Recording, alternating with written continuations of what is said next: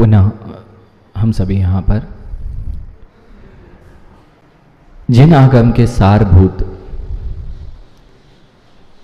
तत्वों को समझने का यहाँ प्रयास कर रहे हैं, जो जिन आगम का सार है, मानो इस तत्वार सूत्र नामक महानतम ग्रंथ में वह आचार्य भगवंत ने सूत्रों के माध्यम से हमें दिया हुआ है। उसी में जब मैंने कल इस बात को देखा था कि 7 तत्व, कुछ प्रयोजनी कुछ अप्रयोजनी, जीव और अजीव, ये मुख्य रूप से 2 तत्व, लेकिन उन तत्वों में भी कुछ प्रयोजनी और कुछ मेरे लिए हे हैं, कुछ उपादेय भूत हुआ करते हैं। ये समझने के पश्चात प्रश्न ये आ गया कि मैं सबसे पहले जीव की पहचान कैसे करूं? आखिर जीव होता क्या है? यह प्रश्न जब सामने उपस्थित हो गया, जब आचार्य भगवान ने कहा था जीव अजीव आष्टव बंध संवर्ण निक्षरा मोक्ष मोक्षास तत्वम, सबसे पहले कल्याण की से बात प्रारंभ हुई थी कि मैं सुखी कैसे हो सकता हूँ। यहाँ से यह तत्वार सूत्र का प्रथम सूत्र स्थापित हुआ कि यदि तुम्हें सुख चाहिए तो मोक्ष मार्गी होना पड़ेगा, और जब तक मोक्ष नहीं मिलता है तब तक आप सुख का वेदन नहीं कर सकते। तो फिर वह सम्यक दर्शन ज्ञान चारित्र में जो सम्यक दर्शन कहा था वह क्या होता है? तो कहा तत्वार सद्धानम सम्यक दर्शनम। और फिर यह प्रश्न आ गया कि तत्व क्या होता है? तो आचार्य भगवान ने कहा जीव अजीव आदि जो 7 तत्व हैं वे सारे तत्व हैं। ये तो समझ में आ गया, लेकिन वे तत्व क्या हैं? तब मुझे प्रश्न यहाँ पर हुआ, क्योंकि कल उसके पश्चात आचार्य भगवान ने निर्देश किस प्रकार से तत्वों को समझा जा सकता है उसका निर्देश करना प्रारंभ किया। प्रमाण नय से, निर्देश स्वामी साधना अधिकरण से, सत्संख्या क्षेत्र स्पर्शन से, अनेक निक्षेप की विधियों से, ये 4 विधियों से वहाँ पर तत्व को जाना जा सकता है। फिर प्रमाण क्या होता है यह बात कही थी। तो सम्यक दर्शन सम्यक ज्ञान जो थे वह मति श्रुत अवधि मनः पर्याय ज्ञान जो थे वे सब सम्यक ज्ञान थे, और वे परोक्ष प्रत्यक्ष के भेद से थे।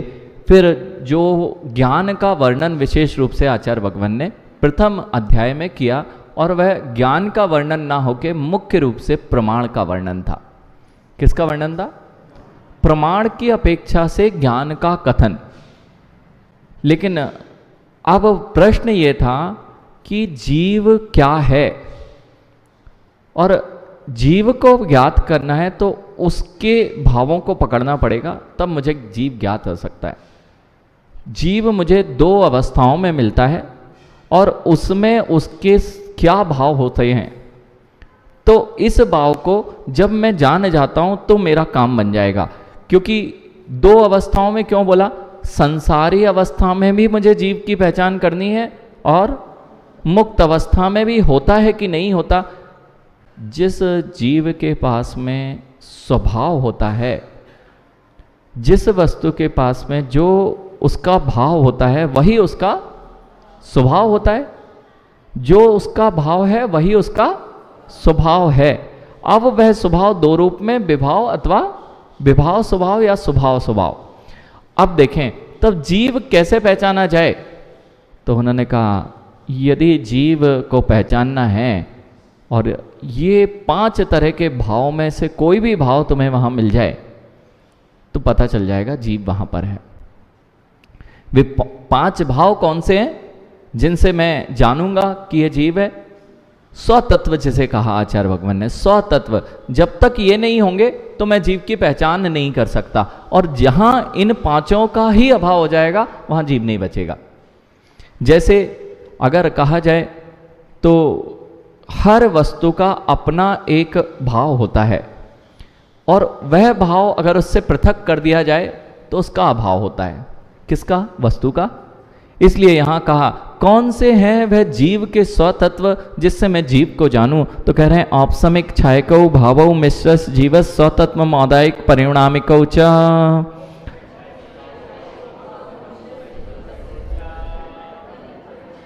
ये 5 तरह के भाव जीव के अंदर में हुआ करते हैं और वे स्वतत्व आचार्य भगवान ने कहे हैं। वे 5 क्या हैं? औपशमिक भाव, छायक भाव, छायोपशमिक भाव और औदायिक भाव और पारिणामिक भाव। तो सबसे पहले छायोपशमिक औपशमिक भाव, एक छोटे से दृष्टांत के माध्यम से इसे समझ लेंगे तो बहुत अच्छे से हम इस बात को समझ सकते हैं। मेरे साथ में जो भी भाव होते हैं वे कब मेरे होते हैं? तो औपशमिक भाव क्या कहलाते हैं, छायोपशमिक भाव क्या कहलाते हैं? तो सम्यक दर्शन के प्रकरण से इसे जोड़ना है। तो तत्वार सद्धानम सम्यक दर्शन, उस प्रकरण से मैंने तत्व लिया था। तो अब सम्यक दर्शन में औपशमिक सम्यक दर्शन क्या होता है? मात्र सम्यक दर्शन को लेके हम चल रहे हैं। औपशमिक सम्यक दर्शन क्या होता है, फिर छायोपशमिक सम्यक दर्शन, छायक सम्यक दर्शन, ये क्या होता है?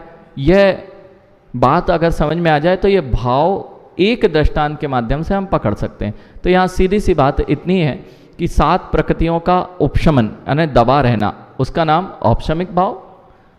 5 अथवा 7 प्रकृतियों का उपशम हो जाना, उसका नाम, देखिए जो चीज़ जिसके कारण से प्रकट नहीं हो रही थी, यदि वह चीज़ हट जाए थोड़ी देर के लिए भी तो वह चीज़ दिखने लगती है। जैसे यदि आकाश में बहुत सारा धूल छाई हुई हो, जैसे वातावरण में कई बार बहुत धुंधलापन होता है और थोड़ी सी बारिश हो जाए तो वह पूरी की पूरी धूल नीचे जम जाया करती है, जम जाती है और बिल्कुल सामने साफ दिखने लगता है। वह जमी है यानी उपशमित हुई है, वह दब गई है, इसी का नाम उपशमन है। जब कर्मों की धूली जम जाती है, नीचे हो जाती है और मुझे स्पष्ट दिखाई देने लग जाता है, तब वह क्या है? वह औपशमिक भाव है। और दूसरे दृष्टांत से समझते हैं। एक गिलास में पानी भर लीजिए, उस पानी में आपने मिट्टी घोल दी तो कितना अच्छा दिखेगा? मिट्टी भरी हुई है तो कुछ दिखेगा क्या? आर पार नहीं दिखता है।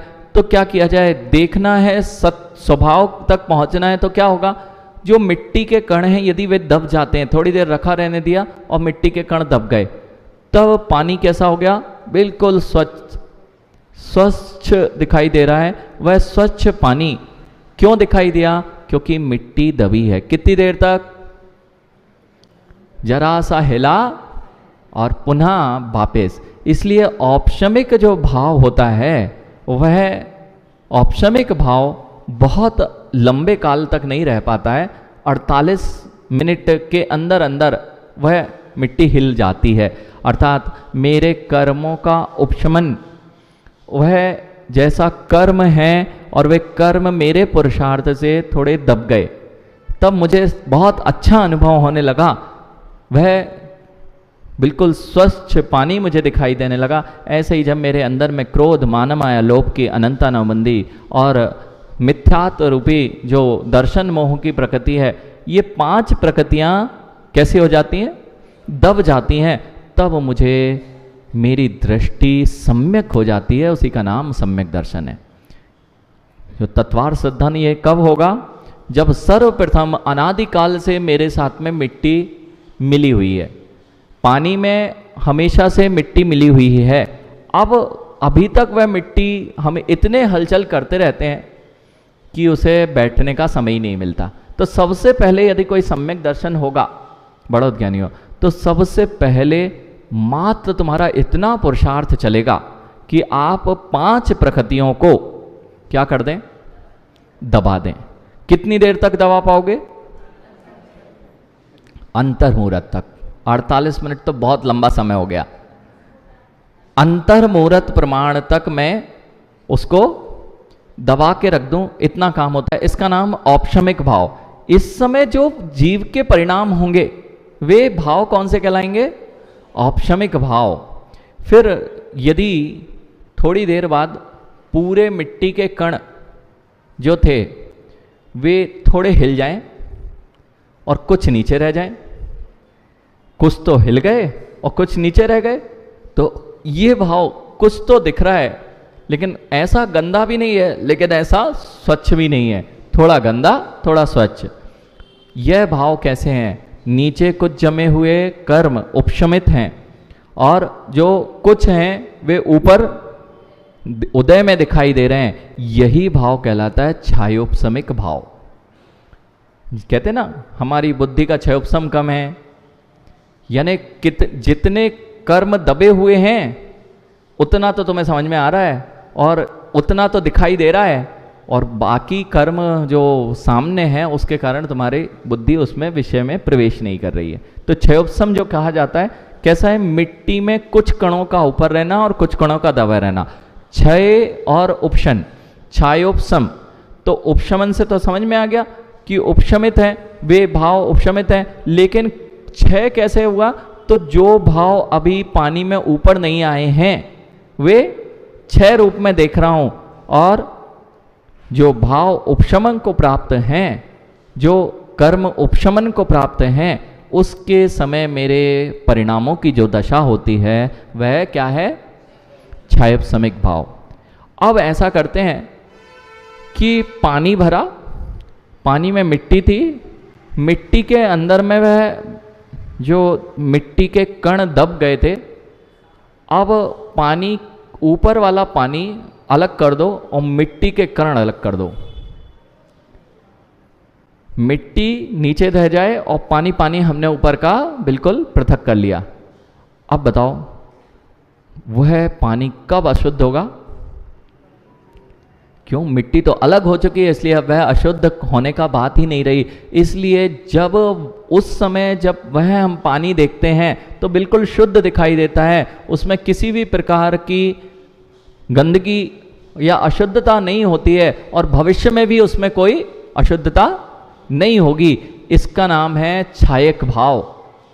जब कर्म मेरे से पूर्ण रूप से अलग हो जाते हैं तब मेरे अंदर जो शुद्धता प्रकट होती है वह कैसी होती है, छायक भाव रूप वह शुद्धता प्रकट होती है, और वह कब मलिन होगी, अब कभी मलिन नहीं होगी। इसका नाम छायक भाव है। 3 भाव हो गए, और उस उदय में आए हुए कर्म की वजह से, अर्थात जो मेरे में धुल्लापन आदि दिखाई दे रहा है, तो कर्म का जो ऊपर मिट्टी का आना, उस समय जो मेरे भाव बनते हैं वह क्या कहलाते हैं, औदायिक भाव। वह क्या कहलाते हैं, उन कर्मों के निमित्त से मेरे अंतरंग में जो परिणति होती है, मेरे भावों में जो दशा होती है, वह औदायिक भाव।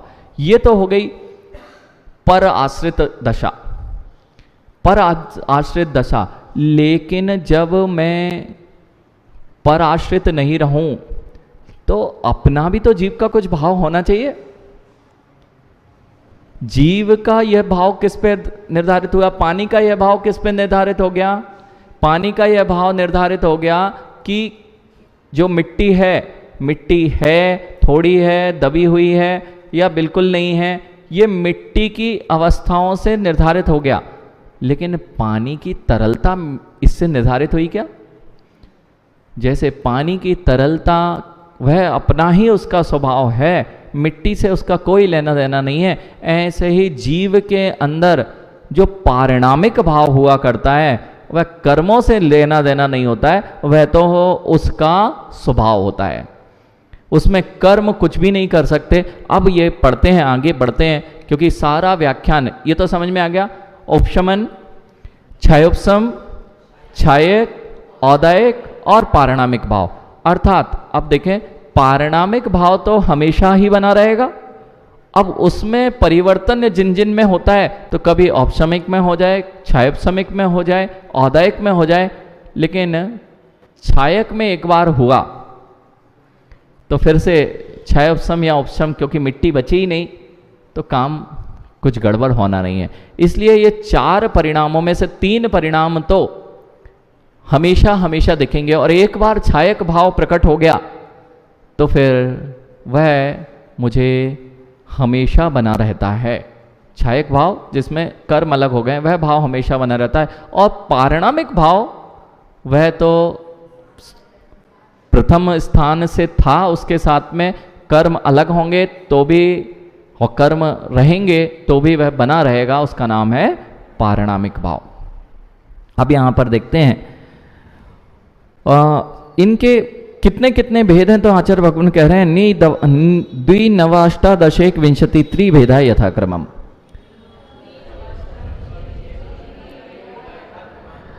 दो, सबसे पहले लगाइए औपशमिक के 2 भेद, फिर 9 भेद किसके, क्षयक भाव के 9 भेद, 18 भेद मिश्र अर्थात क्षयोपशमिक भाव के 18 भेद, और 21 भेद औदायिक भाव के, और 3 भेद होते हैं पारिणामिक भाव के। यानी इस तरह के परिणाम जो दिखाई देंगे वह 2, 9, 18, 21 और 3 इस प्रकार से दिखाई देंगे। तो वे 2 भाव कौन कौन से होते हैं जो ऑप्शन में होते हैं, तो मैंने अभी कहा था सम्यक दर्शन के लिए देख रहे हैं। अब वे भाव 2 प्रकार से होते हैं, सम्यक चारित्र्य, यानी कि चारित्र में भी उपशमन भाव, जो चारित्र प्रकट होता है वह भी, सम्यक जो प्रकट होता है वह भी उपशम से प्रकट होता है, और चारित्र प्रकट होता है वह भी उपशम से प्रकट होता है। तो जब मोटी मोटी मिट्टी जम जाए अनंतानुबंधी की और मिथ्या की, तब तो मुझे उसमें क्या लगाते हैं, सम्यक। और जब और पतले धूल के कण जो थे, जो अप्रत्याख्यान, प्रत्याख्यान और संजलन रूप थे, ये जब संजलन रूप तो नहीं जाता है, लेकिन प्रत्याख्यान और अप्रत्याख्यान रूप जो ऑप्शम कर दिया जाता है, अर्थात उन कर्मों को दबा दिया जाता है। कर्मों के नाम है, अभी जो नहीं जानते उनके लिए लग रहा होगा, सीधी सी बात है, मोटे मोटे कण थे, वे तो हम बड़ी छन्नी से छान लिए थे या बिठा दिए थे उनको, लेकिन कुछ छोटे छोटे कण थे, जैसे जैसे वे भी बैठते जाते हैं तो चारित्र प्रकट होता है। उपशमन होगा तो चारित्र प्रकट होगा। तो औपशमिक चारित्र भी होता है और औपशमिक भाव, लेकिन दोनों के साथ स्थिति वही है कि औपशमिक चारित्र भी जो होता है वह बहुत लंबे काल तक नहीं रह सकता, वे भी अंतर्मुहूर्त में ही प्राप्त हो पाता है। तो फिर कौन से भाव की ओर चलें, तो उन्हें कहा सबसे अच्छा तो छायक भाव है कि सारे कर्मों को अलग ही कर दिया जाए। तो अब वह छायक भाव कितने प्रकार का होता है, अर्थात जब छायक भाव प्रकट होगा तो जीव के अंदर क्या क्या प्रकट होगा, ज्ञान दर्शन दान लाभ भोगोपभोग वीर्याणि च